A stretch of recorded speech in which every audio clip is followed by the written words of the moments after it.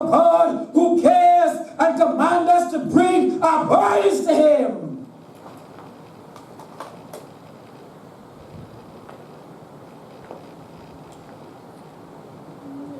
In the middle of the storms of life, in the middle of the storms of life, let us learn the truth that we are not in them alone. We are to commit our way to the Lord and trust in Him to take care of us. This is the resolve of Job when he was called upon to suffer. Job chapter 1 verse 20 and 21. Then Job arose and rent his mantle and shaved his head and fell down upon the ground and worshipped and said, naked came I out of my mother's womb, and naked shall I return thither. The Lord giveth, and the Lord taketh.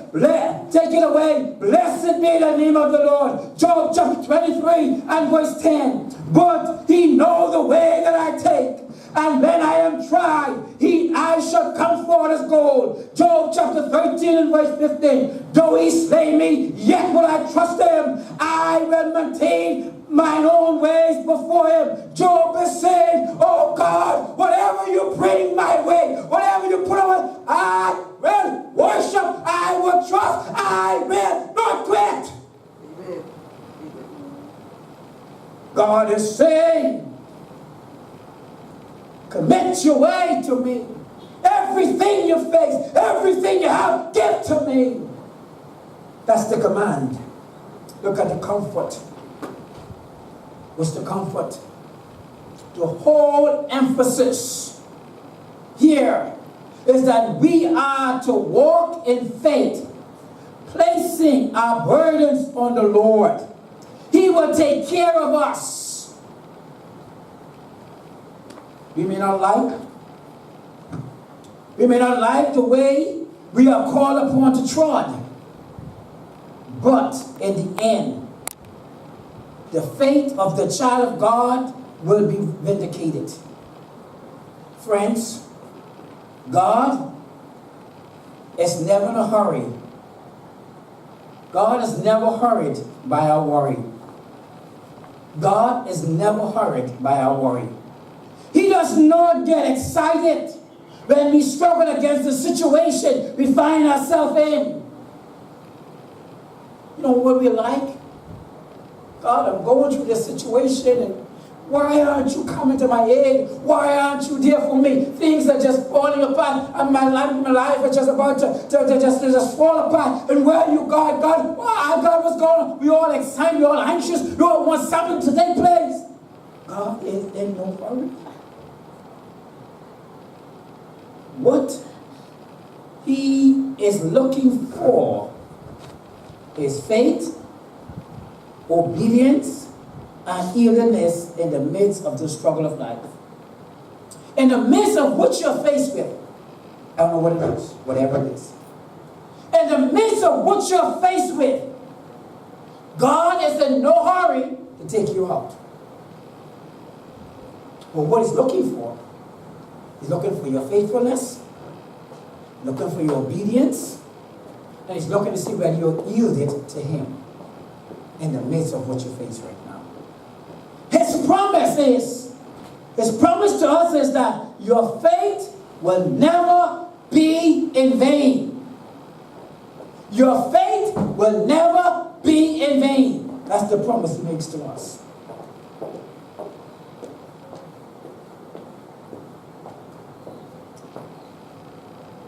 Control your walk, condition your will, commit your way.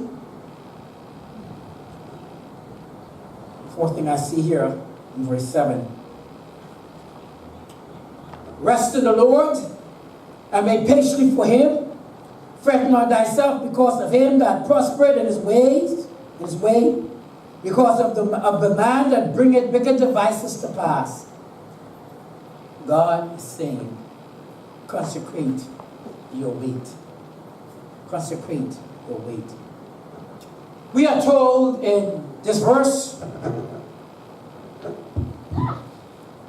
to rest in the Lord and wait for him. Now here it is. Rest in the Lord and wait for him. The word rest means to be silent. To be silent. That's the word rest. Rest in the Lord. It's almost like the verse is saying, be still and know that I am God. Rest in the Lord. But then we are also told not to fret. You know what fret is? Don't miss this. This word means to blaze or get hot. Aren't that us? When things go wrong, situation will fall how we want it to fall, we get all blazed and in a heat and all hot up and carried on. And God is saying, I just need you to be silent. Watch me work. That's what he's saying. This word blaze, and it carries the idea of getting ourselves all worked up into rage over the condition of the world, of our valley we have walked through, our duty, our difficulties that we are faced with, situation that isn't working in our favor. We get all in the blaze, we get all hot, we get all in the rage. And God is saying, no. Wait. Wait on me. Be silent and wait on me. You see, our duty during those difficult days, during those difficult times, during those difficult situations, our duty of life is to be patient and silent while the Lord works out his purpose in our lives. That's what it's all about. It's simply sitting and waiting for God to work it out. But we as human beings, we don't know how to work, we don't know how to do that. Silently, quietly, and wait for God to work it out. Nah, God take too long. I don't have time for that. I need this worked out now. And so we get to the place of fret instead of rest.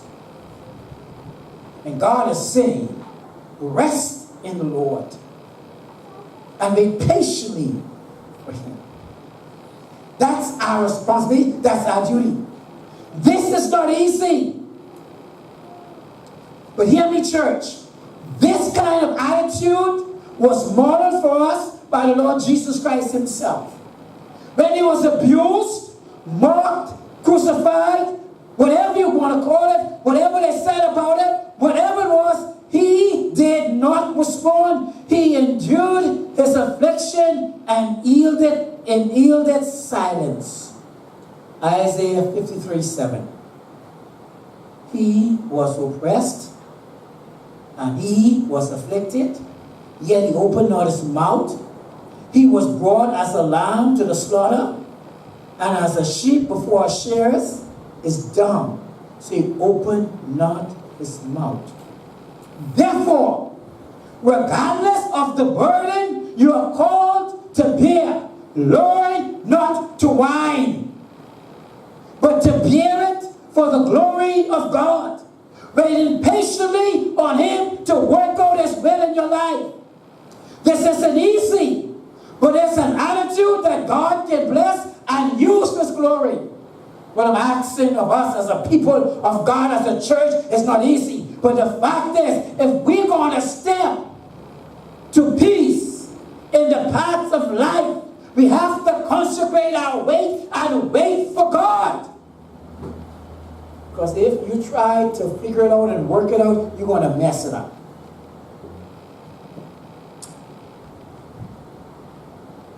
Look at verse 8. Alas.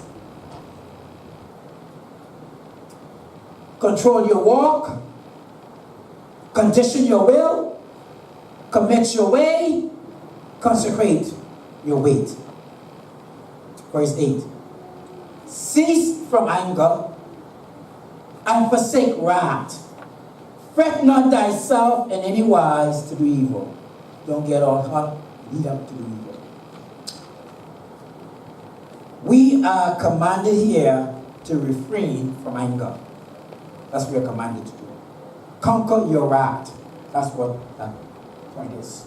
Conquer your wrath. It is easy to get bitter at God, at the church, at people, at everything else when problem and life mounts up against us. It's easy. When we see the wicked live their lives in ease while we walk through the deep, dark valley, there is a tendency to become angry with the Lord. However, we must be careful that we do not abandon righteous for evil in the day of our affliction. And so many have turned their back on God in the midst of their afflictions. They've gotten bitter against God, against the church, against whoever, and they have turned their back on God. And God is saying to us as a church, to us as a people, is to just wait on Him. Because when you see the righteous prospering, they seem to have it all together. God have not fallen asleep. Here's God's will for us. God's will for us is for us to stay the course. There will be an end to our struggle down the line. But for the moment, church, we are to abide in the will of the Lord faithfully, allowing Him to have His will in us. I doubt any of us suffer like the Apostle Paul did for the glory of God. Yet when Paul reached the end of his life, he was able to say, I have fought a good fight. I have finished my course. I have kept the faith. And the only way he could have said that is because he stayed focused and faithful to God. I want to be able to say the same thing at the end of my life. How about you? If so, learn not to be angry with the Lord. Learn that righteousness does not pay off. Righteousness does pay off in the end. Just consider verse 9 through 11 of our text. Look at 37, 9 through 11 as we begin to wrap this up. 9 through 11. For evildoers will be cut off. But those that wait upon the Lord, they shall inherit the earth. For yet a little while, and the wicked shall not be. Yea, thou shalt diligently consider his place, and it shall not be. But the meek shall inherit the earth, and shall delight themselves in the abundance of peace.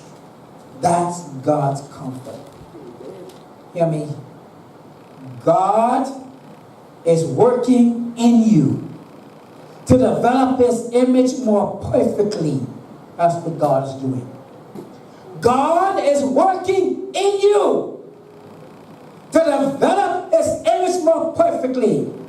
And sometimes this requires Him to put pressure on our lives. Never give up. Rather, give in to Him and He will see you through. Never give up, but give in to Him and He'll see you through. All of this sounds difficult. It sounds like we are just to lay back and allow life to take us where it will. However, the truth is that the commands in these verses are all of action. Trust, delight, commit, rest, cease. God is calling us to take control of ourselves as we yield to Him. He is calling us to be involved in the process. You see, I may not be able to control what happens in my life. I may not be able to control the bird from flying around my head, but I sure can control him from landing and making a nest on my head. So what God is saying, we may not control what happens in my life, but I can control how I respond to what happens. Amen. I am the master of what I do in these areas of life. So this morning, let us determine that we will seek the Lord's way through the valley, and that we will take these 5 precious steps to peace in the paths of life. We'll control our walk, we'll condition our will, we'll commit our way, we'll consecrate our weight, and conquer our wrath as we delight in our God and commit ourselves to Him.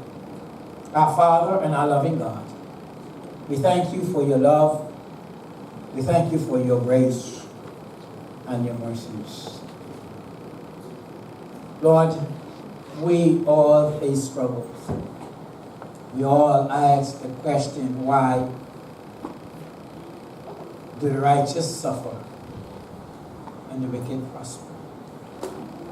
We all have been to the place in our lives where we were angry with you. Even, Lord, had walked away at points and times in our lives when situation got so difficult. We throw the towel in. But you never quit on us. You never turn your back. You never throw the towel in. You never say, that's it, I'm finished with him or her. You've always been patient for us to return and pour out your abundance on our lives. I pray this morning that you'll help us to come to the place in our lives where we, God, will endeavor to walk as we commit ourselves and our way unto you. Consecrate our will and, God, conquer our wrath and all of everything else, Lord. We just focus our attention upon you. We rest in you, Lord. When things get difficult, we are silent. We commune with you. We don't fret. We don't get in a hype. We just wait for you to bring it to pass. I ask now, Lord, that your Holy Spirit and your blessings will be upon each and every one of our lives as we seek to magnify, to honor, and to glorify you. Thank you once again for your blessings. In Jesus' name.